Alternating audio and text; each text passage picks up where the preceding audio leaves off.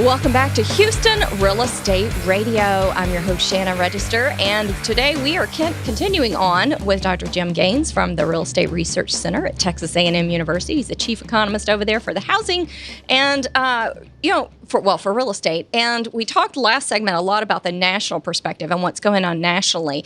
The market really picked up after the national elections, and it's still going strong. Even for January, late January, early February, it seems like the market is really stronger than it normally is this time of year. Would you agree with that? I would agree. And generally December, January, February are slow months. Right. There's the seasonality in the sales, and during the holiday season and right into the first month of the year and even into February a little bit, we really start our pickup in March, April, May, right, and go into the selling season. But this January, December was a good month. In the Houston area is up about 4%. Sales were up about 4%. January, we don't have the January numbers yet, obviously, but we're anticipating that they'll be good. They'll be positive and better than last January. Yeah. The people's interest and enthusiasm for buying a house now is picking up. Yeah. And the transact for realtors out there, it's going to be a pretty good year, we think. I think so, too. Even the luxury market is moving now. You know, that was really a stagnant market for a while, and now we're even seeing a lot of showings in the luxury price range. Even the luxury, and some of that is because of the anticipation. We're back to the anticipation thing of some tax breaks for some business owners and higher income people. You think we're going to have some tax reform coming?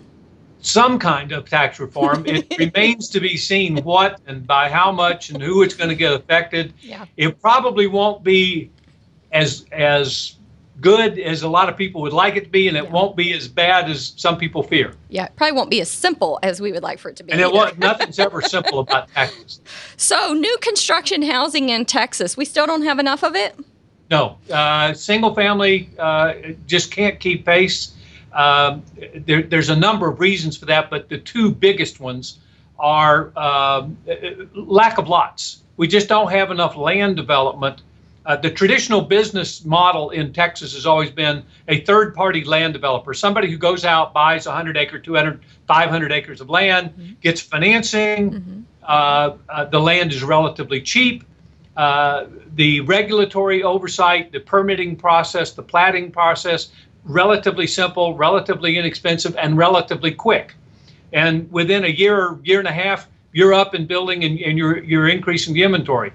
Most of that has ground to a real slowdown. The financing is very difficult. The ADC, the Acquisition Development Construction Financing, which is typically provided by small banks, small local community regional banks. The Dodd-Frank pretty much killed them for that kind of loans because they have to reserve loan loss reserves different than what they traditionally had to, even when they book the loan and keep it and don't sell it into the secondary market. The second reason that we're not building as many houses as quickly is we've run out of labor. You can talk to any of the subcontractors and their ability to obtain skilled labor. Yeah. Masons, framers, roofers, plumbers, electricians, whatever.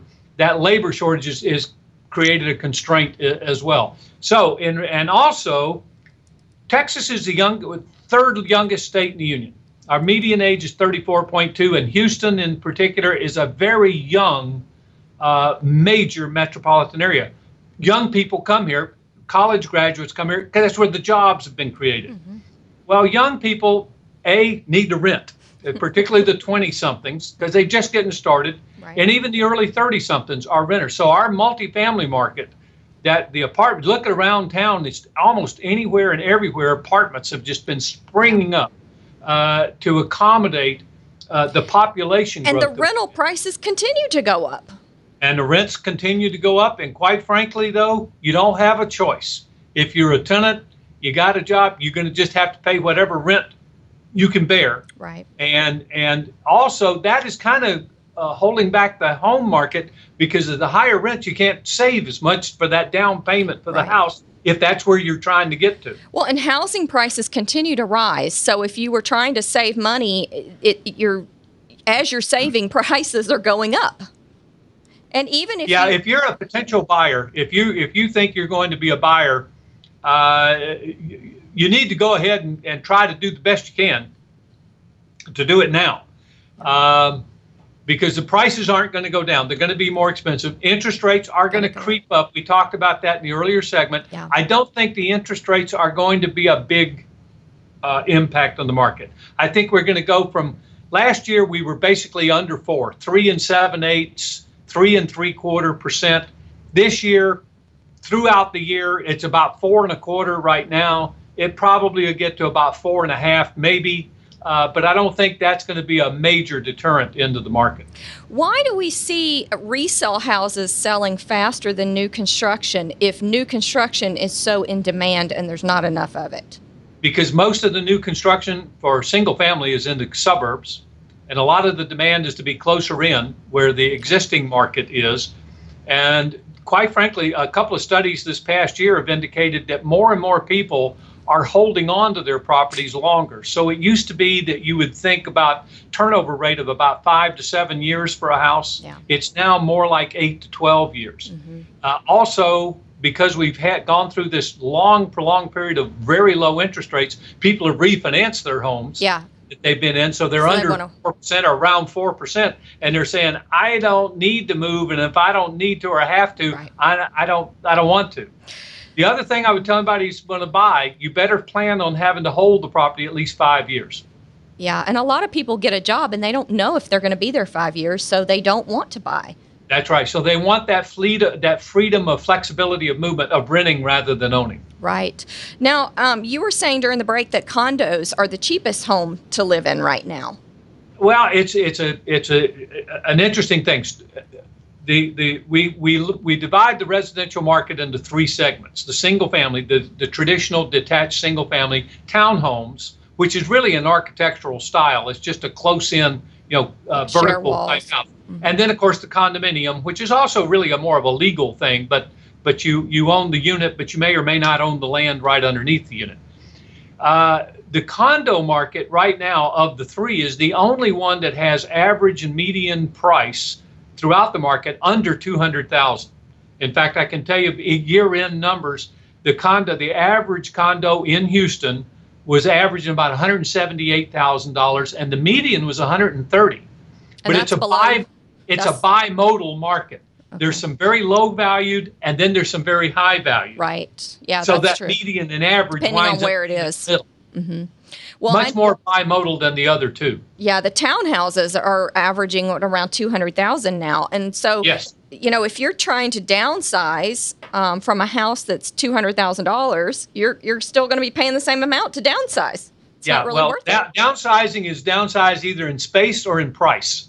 But not necessarily. They don't necessarily correlate. If I went smaller, it was cheaper, but it doesn't work out that way. Right.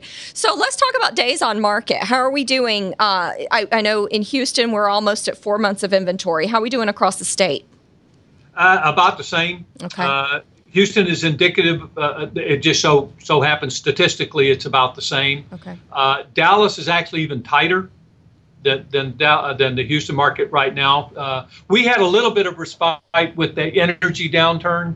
The really good news in Houston is that we went through this energy downturn the last year and a half, and the price of oil and the rig count the decline was actually a greater percentage decline than what we experienced back in the 80s. And we didn't have nearly the economic impact, which is really good. Nearly the economic impact. I mean, for those of us around who were in business at the time, that was a devastation. Right. We have, Houston this time around has managed to, it slowed us down. Sure. But we didn't go from boom to bust. We went from boom to slowdown. Right. And now everything's getting better. Hopefully we're getting let me give you the good news. We just compiled year-end numbers for 2016. 2016 was a record year for Houston in terms of total volume of sales. Mm-hmm. It beat 2014. It beat 2006. That is absolutely remarkable given the slowdown in the economy. And the overall Houston economy did slow down. Job growth was nowhere near. Yeah. In fact, job growth was marginally, it was negligible. It was a plus or minus about 20,000, and we're anticipating revisions from the Workforce Commission like negative. Well, 2017 is going to be even better, right? We think it'll be about as good as or better. The inventory is going to be an issue of whether we can really bump the total volumes. But the prices are going to continue to go up because of that tightness in the market. Good. All right. Well, that sounds good. It sounds like good news for sellers and good news for buyers. Yeah. Good time to be in Houston. Yeah, absolutely. All right. Well, we And in appreciate Texas. it. We appreciate the Texas update and the national update that you gave us last segment. If you missed any of today's show, you can catch Dr. Gaines online in the video at HoustonRealEstateRadio.com. And if you've got a real estate question, call us at 844-788-9444. We appreciate you Skyping in from College Station. Thank you. Thank you. Enjoy it. All right. We'll see you later. See ya. All right, we'll be right back after a word from our sponsors here on Houston Real Estate Radio.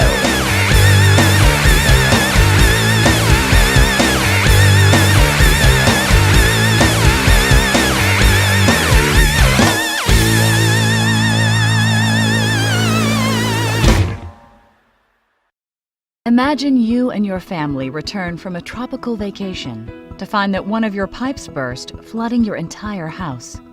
Are you fully covered? Will you only receive $100 for your TV that cost you $2,000 just 2 years ago? Will your insurance company pay for you to live in a hotel while your home is being repaired? What if on that same trip you lose your wedding ring? Will your home insurance coverage replace that as well? All insurance policies are not created equal. If you don't know the answer to these questions, you're not alone. Most people don't understand the gaps in their coverage until it's too late. Call Goosehead Insurance today and let one of our agents review your current policy to ensure that you are fully covered. At Goosehead Insurance, we understand the power of choice. Instead of working for a single insurance company, our agents have access to over 20 A-rated carriers. This allows us to craft a policy to fit your particular lifestyle, budget, and needs. It also enables us to reshop your policy in the future, if necessary, saving you time and money. No need to look for another agent. At Goosehead, we've got you covered. Our agents will walk you through each policy decision so that you have the coverage you need. If that's not reason enough, talk to one of our happy clients. Our client satisfaction scores are 3 times the industry average. To experience the Goosehead Insurance difference, visit us online at goosehead.com or call us at 800-474-1377.